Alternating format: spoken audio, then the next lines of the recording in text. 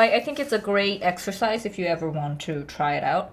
I create a whole entire painting based on shapes, only shapes, and it will be a great exercise to help you develop good edge control.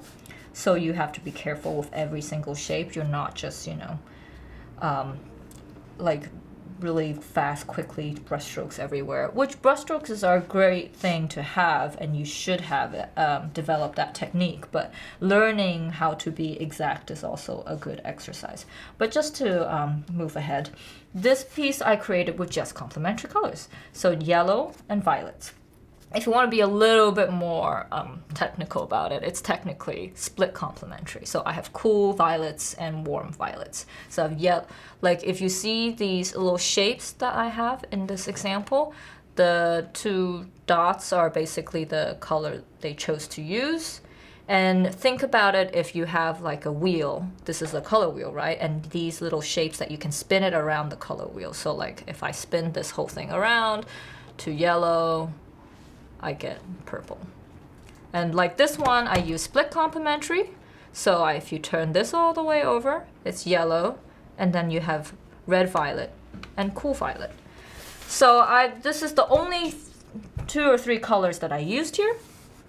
And it is, as you can see, other than shape and position, the color itself, this is my focal point. Everything goes into this. All of my purple and blues really complementary these areas. And even if you see these areas with the browner colors, I mix that with just mixing the yellow and the purple together. So those are called muted colors. As you can see, I did these little charts over here. Like if you mix red and green, it becomes more of a dark, deeper purple.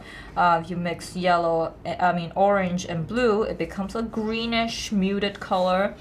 And then yellow and purple gets this brownish yellow, almost yellow ochreish kind of brown.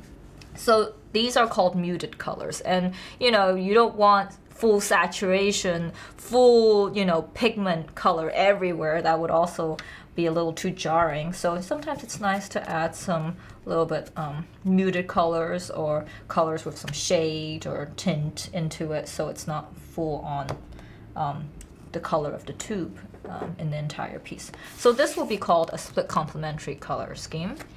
And I also did another example over here, which will bring me to the next color scheme is analogous. Analogous is like 2 or 3 colors, or sometimes 4 even. It doesn't have a straight rule for it. Just the colors right next to each other on the color wheel. So this one is, I used a little bit of greenish yellow all the way to green, and teals and blues.